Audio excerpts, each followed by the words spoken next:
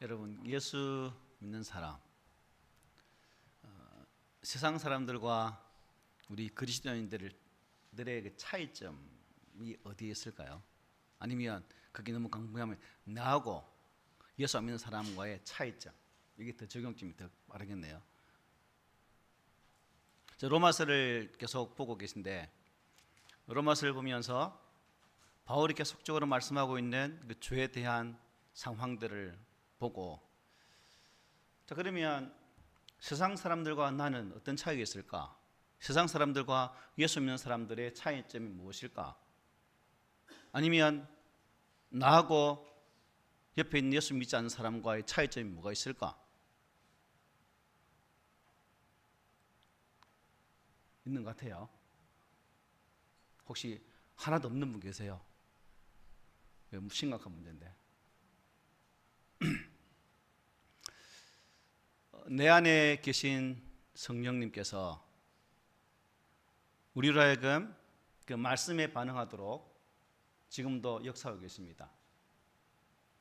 우리의 삶의 자리에서도 그 성령 하나님께서는 믿는 자로 살아갈 수 있도록 지속적으로 우리를 이끄시고 돌보시는 사역을 감당하고 계십니다. 그렇다면 제가 서두에 드린 질문, 세상 사람들과 예수 그리스도를 믿는 사람들 간의 차이점은 과연 무엇일까? 라고 질문했을 때 우리는 그 질문에 퍼펙트하게 답을 못할지라도 구렁이 담 넘어가듯이라도 이렇게 답을 하는 게 정상적인 우리 신앙의 자세인 거예요. 그렇다면 나와 예수 안 믿는 내 가정의 식구들과 차이점이 뭐가 있을까? 대표적으로 예수 믿지 않는 사람들은 나를 주장할 때가 참 많습니다. 우리도 그렇지만, 그러나 그렇지만 그 나를 주장하는 그 종이 위에 색깔을 잘 드립혀서 우리는 예수 그리스도를 앞세우는 그런 성도가 되어야 되겠죠.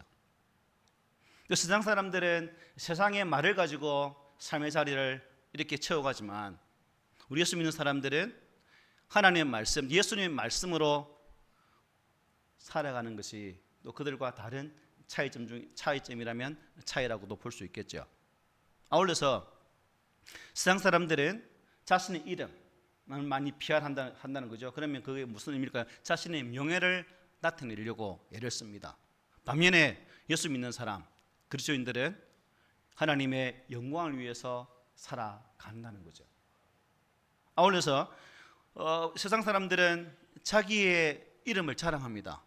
이름을 나타내려고 하고 어떤 방법을 총동원해서라도 나의 존재가 부각되기를 애쓰죠.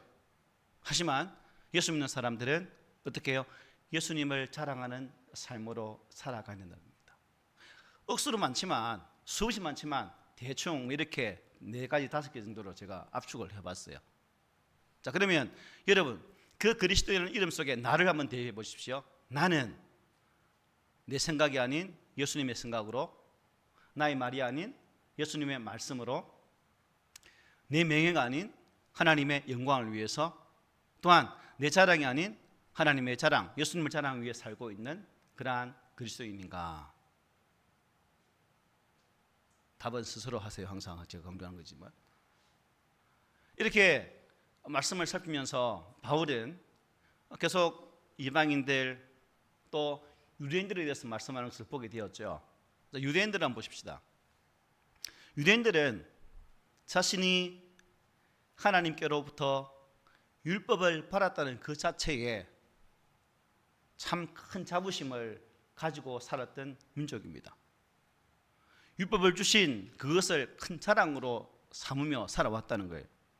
그리고 그것 때문에 참 감격했고 감사했고 그야말로 큰 자존감 있는 삶을 살았다는 거죠. 바울도 지난 2절에서 그렇게 말했죠. 범사에 많다라고 이렇게 말씀한 바 있습니다. 자, 그렇다면 이러한 유대인들과 지금 말씀을 주고 있는 이 사도 바울 간의 차이점은 뭐가 있을까? 율법이라는 것을 가지고 한번 생각해 봅시다. 자, 유대인들은 율법을 받았다는 그 자체에 주안점을 두고 있죠. 하지만 바울은 율법을 주신 하나님의 의도, 하나님의 목적에 집중하는 것을 보게 됩니다. 관점이 다르죠. 유대인들이 보는 율법, 바울이 보는 율법, 단순히 주신 것에 감사함에 만족했던 유대인과는 정반대로 주신 의도와 목적에 순종해서 율법이 율법되게 하는 삶을 살았던 사도 바울의 모습을 말씀을 통해 보게 된다는 거죠. 바로 율법의 의롭다 하심을 통해서 율법은 하나님께서 우리를 감동케 하사 그 말씀의 기준이 되게 하시고 우리를 죄인됨을 깨닫게 하시는 그런 목적이 있다라고 바울이 계속 말씀을 하고 있다는 거예요. 자, 우리들도 마찬가지겠지만 우리 인간은 죄로 인해서 여러분 끊임없이 넘어지고 갈등할 수밖에 없는 존재예요. 이번 한 주간도 많이 갈등하셨죠? 이걸 해야 되나 말아야 되나? 아니면 갈까 말까? 이런 저런 것으로 아마 영적 갈등 속에 계신 분도 계실 거예요. 성령은 좋은 방향으로 이끄는데 우리 몸은 나쁜 방향으로 자꾸 가려고 그렇게 될 때가 참 많습니다. 전적으로 타락한 우리 인간의 운명은 하나님의 심판 아래에 있다는 분명한 전제하에서 바울은 지난 시간에 그런 하나님, 즉 하나님의 떠난 그 악인들에게는 평안이 없다라고도 말씀했습니다. 또 악인들은 그들의 눈으로 하나님을 보지 않고 자신의 삶을 산다라고, 즉 하나님을 전혀 두려워하지 않는 삶을 산다라고까지 말씀했습니다. 의도 없고 선도 없다라고 말씀했어요. 오직 그들에게는 파멸과 고생, 그것이 그들을 기다리고 있다라고 말씀했죠. 이렇게 구원받기 전에 인간은 자신의 죄로 말미암아 죽을 수밖에 없는 그러한 절망적인 존재였다는 것이죠. 그렇기 때문에 우리 인간에게 있어서 가장 중요하고 절실한 문제는 무엇이겠습니까? 하나님과의 관계를 회복하는 것이라는 거예요. 뭐라고요? 나와 하나님 관계를 회복하는 것. 그런데 이런 하나님과의 관계에서 회복점을 찾아야 되는데 그 방법을 우리는 알아야 되는 거죠. 혹시 여러분 그 방법 아세요? 함께 공유합시다. 그래서 공유하고 여러분도 살고 나도 살고 더불어 함께 살아가는 아름다운 공동체가 되기를 원하는데 좀 가르쳐 주십시오. 자, 오늘 본문을 보니까 하나님과 관계를 회복할 수 있는 방법이 무엇일까라고 말씀하면서 먼저 19절, 20절 전반부 한번 보십시오. 우리가 알거니와 무릇 율법이 말하는 바는 율법 아래에 있는 자들에게 말하는 것이니 이는 모든 입을 막고 온 세상으로 하나님의 심판 아래에 있게 하려 함이라. 그러므로 율법의 행위로 그의 앞에 어렵다 하심을 얻을 육체가 없다라고 바울은 못을 팍 받습니다. 여기서 율법은 하나님의 말씀을 가리키고 율법 아래에 있는 자들은 모든 이 땅의 사람들을 의미한다라고, 즉 말씀을 받아야 되는 사람들을 의미한다고 볼 수 있죠. 자, 그러니까 유대인들은 하나님과 관계 회복을 위해서 율법, 그러니까 이 말씀이 제시하는 것을 다 지키면 된다라고 생각했습니다. 생각이 고상하죠. 지키면 되지 하면 되지 하면 맞죠? 말씀 지키면 되지. 그거 뭐라고? 우리는 아마 웃는 분들은 말씀 지키면 되지라는 그 의미 속에 이미 문제점을 찾은 분들이에요. 웃으시는 분들은. 그런데 아주 심각한 분들은 이게 무슨 의미지? 아직까지 지금 물음표가 머릿속에 장장장 맺혀 있는 그 상황입니다. 문제점이 뭐예요? 유대인들의 생각이 아무리 정확하고 분명하고 확실하다 할지라도 율법이 제시하시는, 즉 하나님 말씀이 제시하는 것을 다 지킬 수 있는 사람이 있다 없다? 없다는 거죠. 이게 문제죠. 이게 문제라는 겁니다. 그렇기 때문에 유대인들의 외침은, 율법을 하나님 말씀을 지키면 되지라는 이 외침은 한낱 소리에 지나지 않는 허구한 외침, 환상에 지나지 않는 그러한 외침이라는 거예요. 여러분, 말씀 앞에서 감히 입을 열 수 있는 사람이 몇이나 되겠습니까? 아무도 없죠. 아무도.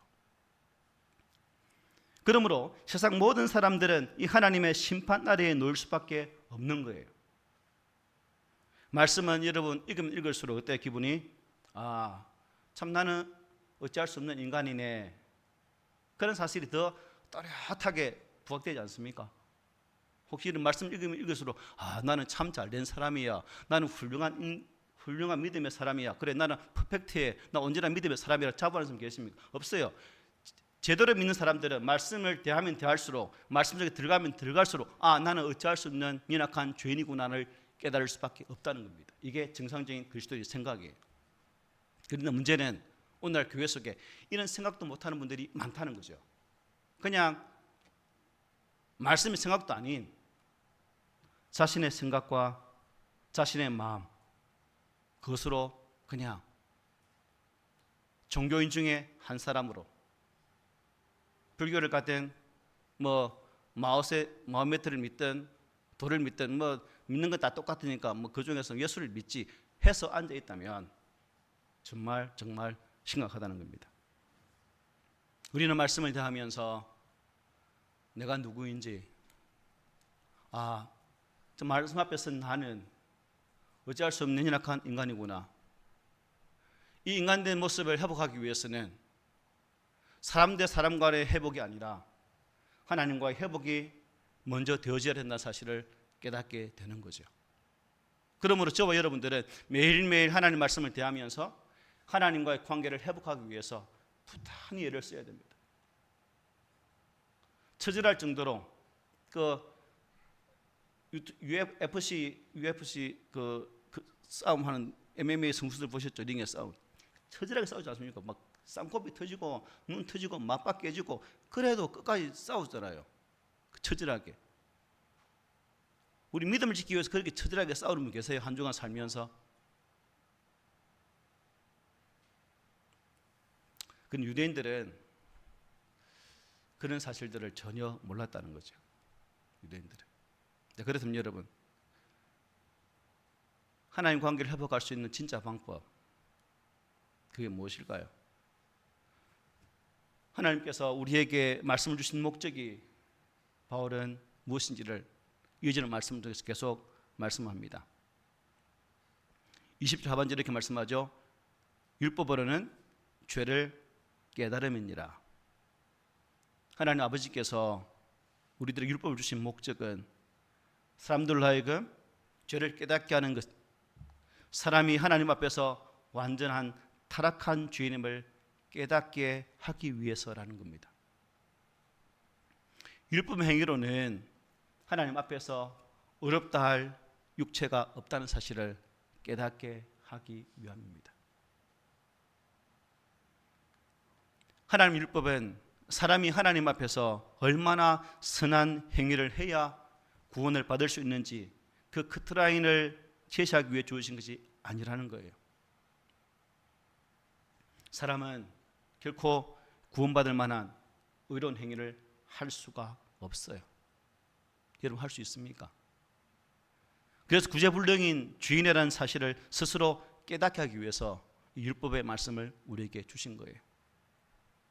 온 세상이 하나님의 심판 아래에 있다는 사실을 깨닫게 하기 위해서 이 말씀을 주셨다는 겁니다. 죽을 수밖에 없는 죄인이면서도 무엇이 죄인지도 모르고 살아가고 있는 그 사람들에게 이 죄를 깨닫게 해주고 또 그것을 통해서 사람들로 하여금 하나님의 그 의를 찾게 하려는 목적으로 이 말씀을 주셨다는 겁니다. 그럼 우리는 말씀을 대할 때마다 하나님의 존재를 또한 예수 그리스도의 이 땅에 오신 이유와 목적들을 성령께서 지금도 내 안에서 무엇을 하시길 원하시는지를 우리 가슴 절절히 느끼면서 깨달아야 참된 믿음의 자리까지 나아갈 수 있다는 겁니다. 여러분, 사람이 하나님의 의에 이르는 방법이 무엇일까요? 뭐가 어떻게 해요? 그래서 오늘 성경 말씀은 너무나 중요해요. 이어지는 21절에 보면 이제는 율법에 의해 하나님이 나타났다는 이 21절 말씀은 성경에서 복음 중에 복음의 진수라고도 많은 분들이 말씀을 합니다. 로이드 존슨 목사님은 이 구절이 너무 좋고 또 너무 설교하고 싶어가지고 설교할 때마다 로마서 설교할 때마다 1장부터 안 하고요, 항상 3장부터 하고 했다는 일하고 있습니다. 또 신학자 그랜필더, 이분은 어떤 책을 썼냐면 로마서를 제5복음서라고 쓴 책 분인데요, 이분은 로마서의 중심이고 심장이다. 21절이 16장 중에서, 전체 16장 중에서 3장 21절 말씀이 로마서의 심장이라까지 말했어요. 그리고 주경학자 레온 모리스는 지금까지 쓰여진 가장 중요한 단일 문장이라고 말씀하기도 합니다. 그만큼 21절은 너무나도 중요하고 지금까지 바울이 말했던 죄인이다, 죄인이다, 죄인이다, 답이 없다, 답이 없다, 답이 없어, 너는 죽어야 되라는 그 내용만 주구장창 외치던 바울이 그러나 21절에서 대반전의 말씀을 주고 있다는 거예요. 죽을 수밖에 없는 인간이 살아갈 수 있는 방법을 말씀하고 있다는 겁니다. 21절 제 앞에 뭐라 말씀하고 있습니까? 이제는 이라면 이제는. 우리 한글 성경에는, 우리 개역 개정에는 그런다는 말이 없죠. 그런데 헬라 성경에 보면 이 그러나는 말이 있습니다. just now. 그 접속자가 but. 그래서 but now죠. but now. 지금 당장, 이제부터, 이런 의미가 담겨 있죠. 그래서 뭐 NIV나 킹 제임스 버전이나 NAS 버전이나 모든 성경은 but now라고 딱 기록되고 있습니다. 그리고 새 표준 번역이라는 공동 번역도 그러나 앞에 그러나가 있어요. 그러나 이제는 되어 있습니다. 현대의 성경도 이렇게 말합니다. 그러나 지금이라고 설명하고 있죠. 무슨 의미예요? 이 그러나를 쓰고 있는데, 그러나는 우리 학교에서 잘 배웠죠. 앞에 말을 반박하거나 또 계속되는 그 새로운 말들을 이끌 때 이 그러나라고 쓰고 있죠. 앞에는 죄인입니다. 답이 없습니다. 죽음 마땅합니다. 우리는 어쩔 수 없는 죄인입니다. 지옥에 갈 수밖에 없는 존재였습니다. 유대인이나 헬라인이나 이방인이나 도무지 답이 없는 인생이었습니다. 그러나 이제는, 이렇게 말하는 거죠. 그러나 이제는. 사도는 이제까지는 율법으로는 도무지 구원을 받을 수 없다고 말씀해 왔어요. 율법이 기록하고 말씀하고 있는 이 모든 것들을 사람이 지킬 수 없다라고 말했어요. 그래서 말씀 앞에 서면, 율법 앞에 서면 왠지 모르게 초라해지는 게 우리 사람의 존재였다는 거예요. 그대 앞에만 서면, 주의 말씀 앞에만 서면, 주님 앞에만 서면 왜 나는 작아질까? 왜 초라해질까? 그 노래를 이렇게 바꾸어서도 부를 수 있겠죠. 그렇습니다. 우리는 예전에는 어쩔 수 없는 존재였지만, 그러나 이제는 복음이신 예수 그리스도, 그 예수 그리스도 안에 거하기만 한다면 우리에게 하나님과의 관계를 회복할 수 있는 길이 있다 없다? 있다는 거죠. 그것을 지금 바울이 말씀하고 있습니다. 예수가 오기 전에는 절망할 수밖에 없고 좌절할 수밖에 없고 어찌할 수 없는 영적 고민과 고뇌 속에서 정말 좌절할 수밖에 없었던 우리의 인생이 예수로 말미암아 새로운 삶의 전환을 맞이하게 된다는 사실을 말씀해 주고 있는 거죠. 분위기를 완전히 지금 바꾸고 있는 겁니다. 정말 절망하고 있는 나에게 야, 살 길이 있어야 힘내 라고 말하고 있는 부분이죠. 인류에게 참 어떤 희망도 없던 그 상황 속에서 지금 희망이 있으니까 소망을 가져라고 지금 말씀하고 있는 거예요. 특히 이제는 이라는 이 말은 율법으로 특징 지어지는 구약시대와 대조되는 신약시대의 그러한 의미를 말씀해 주고 있습니다. 그러니까 율법시대인 구약시대에는 인간이 절망할 수밖에 없었지만 이제는 즉 예수께서 오신 이후의 은혜 시대에는 그 절망을 딛고 일어서서 어떤 희망이 주어진다는 것을 이 말씀이 이제는, 그러나 이제는 이 말씀이 암시해 주고 있다는 사실입니다. 그래서 로이드 존슨 목사님은 이것을 대전환점, The Great Turning Point라고 말씀해요. 그러니까 성경 전체에서 그러나 이제는 이란 이 두 단어보다 더 아름다운 말이 없다라고까지 말씀을 하고 있습니다. 그러니까 사도는 이제까지 사람들을 정죄하고 절망으로 몰아넣었던 그 율법과는 전혀 다른 어떤 희망이 주어지다는 사실을 강조하기 위해서 접속사 그러나를 쓰고 있는 거죠. 그렇다면 여러분, 인간을 깊은 죽음의 절망에서 이렇게 세워줄 수 있는 그 희망이 무엇이겠습니까? 무엇이죠? 우리 21절, 22절 다 함께 읽어보겠습니다. 시작. 율법 외에 하나님의 한 의가 나타났으니 율법과 선지자들에게 증거를 받은 것이라. 곧 예수 그리스도를 믿음으로 말미암아 모든 믿는 자에게 미치는 하나님의 은이 차별이 없느니라. 아멘.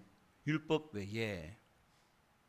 율법 외에라는 말씀은 하나님께서 율법을 폐지하셨다는 말도 율법의 요구를 지키지 않아도 된다는 그런 말이 아니에요. 하나님께서 율법의 요구를 완벽하게 순종하신 누구요? 예수 그리스도를 보면서 그분의 순종을, 그분의 순종의 삶을 누구의 것으로 간주한다는 거예요? 여러분의 것으로, 나의 것으로, 우리의 것으로 간주한다는 거예요. 나는 그렇게 못 살지만, 나는 철저하게 죄 가운데 살 수밖에 없지만 예수님이 이루신 그 순종의 삶, 그것이 누구의 것이 된다고요? 나의 것이 된다는 거예요. 왜요? 십자가의 구속의 사건을 믿는 그 믿음이, 즉 그 믿음으로 말미암아 얻는 그 의가 누구 것이 된 거예요? 나의 것이 된 거잖아요.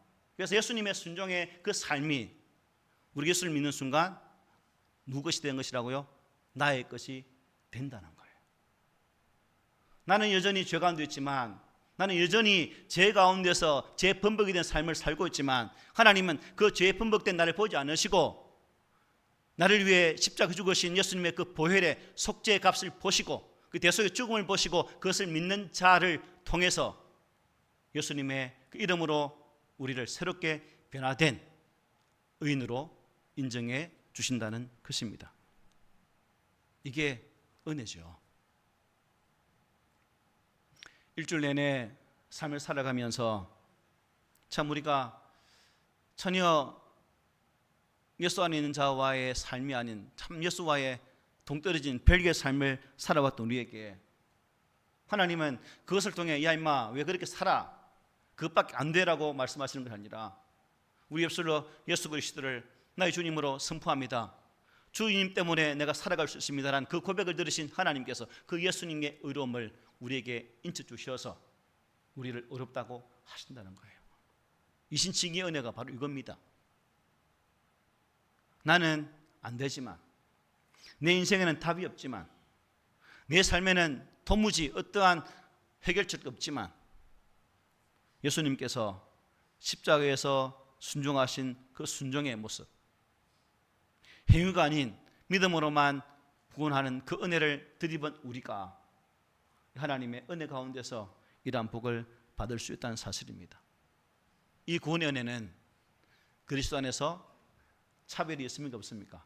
차별이 없다라고 성경은 증거하죠. 그러므로 우리 모든 성도들이 나의 노력도, 나의 어떤 수고도, 나의 어떠한 고행도, 나의 어떠한 많이 드림도 이루지 못했던 그 의로움들이 오직 예수 안에서 이루어졌다는 사실을 믿음으로 사는 그 은혜가 있기를 바랍니다. 사도는 이제 우리 기독교 복음을 더 아주 명쾌하게 요약을 해주고 있습니다. 우리 23절, 24절 함께 읽습니다. 시작. 모든 사람이 죄를 범하였음에 하나님의 영광에 이르지 못하더니 그리스도 예수 안에 있는 성령으로 말미암아 하나님의 은혜로 값없이 어렵다 하심을 얻은 자 되었느니라. 아멘. 이 본문을 원문 그대로 직역하면 이렇습니다. 모든 믿는 사람이 차별 없이 어렵다 하심을 얻는 까닭은 모든 사람이 죄를 범하였고 하나님의 영광에 이르지 못하였지만 예수 그리스도 안에 있는 구속으로 말미암아 단지 그를 믿음으로 하나님의 은혜로 값없이 어렵다 하심을 얻었기 때문이다라고 이렇게 직접적으로 해석할 수 있습니다. 그렇습니다. 모든 사람이 죄를 범했습니다. 경험치 않았고 불의를 저질렀습니다. 그래서 결국 하나님의 영광에 이르지 못하게 되었습니다. 하나님께서 지으신 본래의 형상을 잊어버리고 말았습니다. 그렇기 때문에 아무리 몸부림쳐도 하나님께 인정받을 수 없고 결국 그것은 우리에게 절망일 수밖에 없었습니다. 이게 우리의 과거죠. 우리의 과거. 절망할 수밖에 없었던 우리의 과거. 그러나 이제는 but now 아니라는 겁니다. 예수 그리스도 안에서 대전환이 어떻게 해요? 일어났다는 겁니다. 값없이 하나님의 의의 길이 열렸다는 거예요. 죄 씻음 받는 길이 열렸다는 겁니다. 하나님의 의 옷을 입을 길이 열렸다는 겁니다. 이게 복음이죠. 왜 이렇게 다 되었을까요, 여러분? 예수께서 죄인을 위한 구속을 완성하셨기 때문입니다. 예수님께 십자가의 사역을 완성하셨기 때문에 우리에게 이런 은혜가 임하게 되었다는 거죠. 성경이 말하고 싶은 이 그러나 이전과 그 이후의 차이는 여러분 단순히 뭐 더 좋아하신다는 그런 대조가 아니라 하나님 앞에서 인간의 신분과 상태와 내면에 뭐가 왔다는 거예요? 변화가 왔다는 겁니다. 우리의 신분, 우리 마음의 상태가 변화되었다는 거죠. 하나님과 분리되어 죄 아래에 있다가 좀 지옥 가야 하는 그 절망적인 죄인의 상태에서 예수 그리스도로 말미암아 구원받아서 하나님의 자녀가 되고 이제는 하나님의 뜻대로 살 수 있는 소망의 사람이 된 상태, 이 대조가 성경이 말하고 싶은 복음의 핵심적인 요인입니다. 그래서 찰스 스펄전 목사님은 이 그러나 이전과 그러나 이후를 이렇게 도표로 설명합니다. 제가 그래서 도표를 만들어 봤거든요. 그때는 우리가 잘 보일지 모르겠지만 이전입니다. 하나님의 진노가 불의로 진리를 막는 사람들의 모든 경건하지 않음과 불의에 대하여 하늘로부터 나타났나니, 즉 그러나 이전 우리 어떤 상태라고요? 하나님의 진노 아래에 있었다는 거죠. 영적으로 죽었고 타락했다는 겁니다. 우리 자신 속에서 죄가가 드러났다는 겁니다. 율법에 의해서 계속 정죄받는 상태였다는 거죠. 믿음에 의한 구원도 없었다는 사실이 우리의 그러나 이전의 상태, 구원받기 이전의 상태입니다. 그런데 24절의 말씀을 통해서 이제는 우리가, 즉 그러나 이후죠, 그리스도 예수 안에 있는 성령으로 말미암아 하나님의 은혜로 값없이 어렵다 하심을 얻은 자 되었다는 거죠. 즉 우리의 변화는 하나님의 은혜 아래 있다는 겁니다. 전에는 진노 아래 있었죠. 영적으로 영원히 사는 은혜를 누리게 되었다는 겁니다. 그리스도 안에서 어렵다라고 선언되어진 존재가 되었다는 거죠. 그리고 예수의 피로 용서함을 받은 존재, 믿음으로 말미암아 구원을 받은 존재가 되었다. 이 표를 통해서 예수 믿기 이전과 예수 믿은 이후, 즉 그러나 이전과 그러나 이후를 이렇게 구분해서 말씀을 주니까 너무 선명하죠, 그죠? 뚜렷하게 볼 수 있잖아요.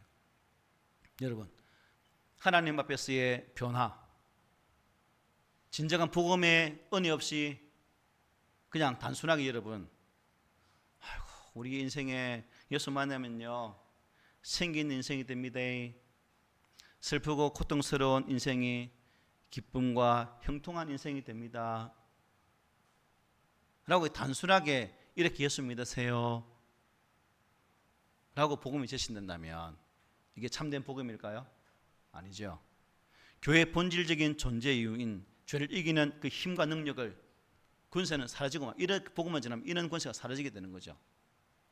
복음은 세수가 되어지고 그냥 복음은 아주 값싼 그런 복음에 지나지 않게 된다는 겁니다. 한번 잘 생각해 보십시오. 그러나 이전의 절망적인 상태에서도, 여러분도 마찬가지예요. 내가 예수 믿기 이전의 상태에서도 여러분 잘 사셨죠? 그죠? 저도 본격적으로 예수 믿게 된 지가 중3일 때인데 그 전이나 그 이후나 뭐 예수 믿는 거 빼면 뭐 그때도 잘 살았어요. 저도 나름대로 운동 열심히 하고 빠릇빠릇하고 사람들한테 와, 니 참 운동 참 잘한다 인정받는 그런 삶을 살았어요. 예수 없이도 여러분 건강히 사는 사람 얼마나 많습니까? 그 주변에, 그죠? 예수 없이도 부자들 얼마나 많습니까? 뜬뜬으로 삽니다. 참 부름을 살 만한 사람 얼마나 많습니까? 지옥 갈 사람 중에도 잘 사는 사람이 많고 건강한 사람 많고 인간적으로 수양이 참 잘된 사람 참 많습니다. 예수 안 믿는 사람 중에도 예수 믿는 사람보다 인격적으로 성숙한 사람 억수로 많아요. 맞죠? 한번 잘 보세요. 반대로 예수 믿는 사람 중에서도 꼬장꼬장 사는 사람 얼마나 많습니까? 실패한 사람 얼마나 많습니까? 몸이 약해서 병을 그냥말로 탈고 있는 사람, 움직이는 종합병원들이 얼마나 많습니까? 세상적인 시각으로 볼 때에 아이고 참 불행하다라고 생각되는 사람이 얼마나 많습니까? 나는 아닙니까? 이런 신자의 현실을 오늘 좋은 일이 생길 것이라는 번영복음, 삼박자 복음, 값싼 복음으로 여러분 해결될 수 있을 것 같습니까? 천만에요. 그러므로 우리는 성경이 말하는 그러나로 대조되는 복음의 본질을 결코 잊어서는 안 됩니다. 영원한 지옥의 절망적인 상태에 있는 우리들을 복음에 나타난 하나님 의로 예수 믿게 하시고 구원하신 하나님 목적을 결코 잊어서는 안 된다는 것입니다. 하나님께서 예수를 통해 주신 그러나 이전의 상태를 그러나 이후로 바꾸어 놓으신 이유는 왜 우리를 이렇게 바꾸어 놓았을까요? 그 백성들을 통해서 하나님의 거룩과 하나님의 생명과 진리와 은혜를 흘러 보내기 위함입니다. 여러분을 구원하신 이유는 여러분을 통해서 또 다른 생명, 또 다른 복음, 또 다른 은혜가 흘러갈 수 있도록 하기 위해서 여러분을 구원하셨다는 거예요. 그것을 위해서 하나님은 하나님 아들을 동원하셨고 예수 그리스도의 그 십자가의 죽음을 당당하게 허락해 주셨어요. 이것 없이 기독교 신앙을 말하면 하나님의 사랑을 오해하게 되는 것이고 복음적인 신앙이 아니라 미신적이고 기복적인 신앙으로 빠져들 수밖에 없는 거예요. 25절 한번 볼까요? 이 예수를 하나님이 그의 피로서 믿음으로 말미암는 화목 제물로 세우셨다 말해요. 여기에 우리가 세 가지의 핵심 본적이겠죠. 이 말씀의 주체가 누굽니까? 하나님이죠. 하나님. 누가 했다고요? 하나님 하셨다는 겁니다. 베드로가 예수님을 3번 부인했을지라도 가룟 유다가 예수님을 은전 3전에 팔아 넘겨댔을지라도 군중들이 예수님을 십자가에 못 박아라고 해서 못 박은 그 사실도 빌라도가 주의 십자가를 못 박게 하려고 내어놓은 그 모든 것도 사실입니까? 거짓입니까? 사실이에요. 다 사실이죠. 그럴지라도 이 일을 하신 분은 누구라는 거예요? 하나님 하셨다는 겁니다. 하나님이. 하나님 아버지께서 아들 예수를 그렇게 하셨다는 거예요. 그리고 예전의 말씀 그의 피로서 믿음으로 말미암느니라는 말씀이 있죠. 그의 피를 믿음으로 말미암아라고 해석할 수 있습니다. 예수 그리스도를 믿는다는 것은 뭘 믿는다는 거예요? 그의 보혈의 사역을 믿는다는 것입니다. 또 화목제물, 화목제물은 뭐예요? 유화제물이죠. 그러니까 하나님의 진노를 갈아치는 제물입니다. 예수님께서 우리의 죄로 인해서 참 끓어오르는 그 하나님의 진노를 누그러뜨리고 또 가라앉히려고 제거하는 뭐가 됐다는 거예요? 하나님의 진노를 제거하는 제물이 되어주셨다는 거예요. 예수님이. 그렇습니다. 하나님께서 아들 예수 그리스도를 인류의 속죄 제물로 주셨어요. 그래서 누구든지 예수 그리스도께서 흘리신 이 보혈을 믿으면 속죄함의 은혜를 받을 수 있다는 사실입니다. 이것이 바로 성경이 말하는 속죄의 참된 의미입니다. 뿐만 아니라 하나님께서 아들이신 예수 그리스도를 십자가에 못 박은 것은 당신의 의로움을 나타내기 위함입니다. 오늘 본문 25, 26절 끝으로 보면 이렇게 되어 있죠. 이는 하나님께서 길이 참으시는 중에 전에 지은 죄를 간과하심으로 자기의 의로우심을 나타내려 하심이니 곧 이때에 자기 의로우심을 나타내사 자기도 의로우시며 또한 예수 믿는 자를 의롭다 하려 하심이라 말씀합니다. 하나님께서 자신의 의로우심을 나타내기 위해서 아들 예수 그리스도를 어디에요? 십자가에 못 박게 했다는 겁니다. 죄를 미워하시고 싫어하시는 하나님께서도 자신의 공의를 온 천하에 선포하기 위해서 예수를 십자가에 못 박았다는 겁니다. 참 우리 하나님 너무 매정하시다, 그죠? 그 매정함이 누구 때문이에요? 나 때문이죠. 나 때문에. 그리고 여기 오래 참으셨단 말씀은 길이 참는다 이 말씀하고 있죠. 우리 속된 말로 사람 말로 어떤 표현한테 가능할 거예요. 이를 꼭 물고 참았다는 거예요. 너희들 죄 짓는 거 보니까 바로 확 죽고 싶은데 하나님 어떻게 해요? 이를 꽉 물고 참으신 거예요. 그리고 어떻게 해요? 그 참으시는 중에 사랑하는 아들을 십자가에 못 박는 그날 하나님은 울분을 토하시며 그 아들에게 인간의 모든 죄악의 모든 허물들을 그냥 그 얻기 위해 다 뒤집어 씌우셨습니다.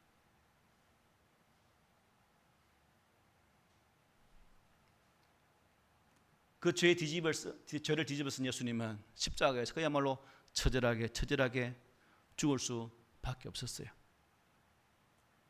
주님의 고통이 여러분 나 때문에 얼마나 심했겠습니까?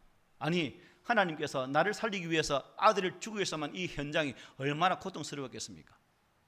나라는 존재가 이런 은혜로 구원받은 백성이 되었다는 사실입니다.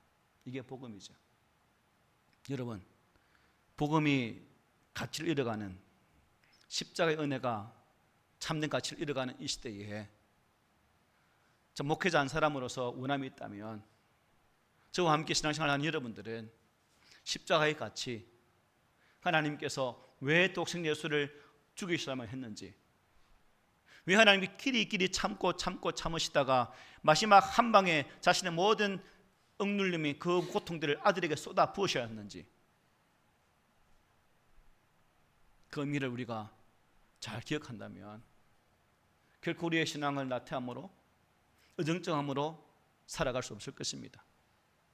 하나님께서 나를 부르시는 그 날까지 나를 어렵다 하신 그 은혜를 누리면서 그 은혜가 지금도 내 삶의 중심이 될 수 있도록 나를 어렵다 인정해 주시는 내 죄를 간과하시고 예수로 말미암아 없애해 주시는 그 하나님의 사랑 가운데서 바른 믿음으로 바른 복음으로 무장해서 이 놀라운 은혜와 사랑을 값없이 베푸신 그 사랑 앞에 감격하면서 우리의 신앙의 삶을 좀 살아가지 않으시렵니까? 하나님 오늘 본문의 말씀을 통해서 우리에게 말씀합니다. 사랑하는 나의 아들 딸들아, 이러한 복음의 말씀을 무장해서 이 마지막 시대에 내가 찾는 그 믿음의 사람, 내가 예수 안에서 어렵다 인정했던 그 어려운 자, 여러분 바로 너희들이 되기를 원한다는 그 외침이 바로 나의 삶을 통해서 나타난다면 우리 하나님 얼마나 기뻐하시겠습니까? 바로 이 기쁨을 이루어드리는 그런 성도들이 되시기를 오늘 말씀으로 부탁을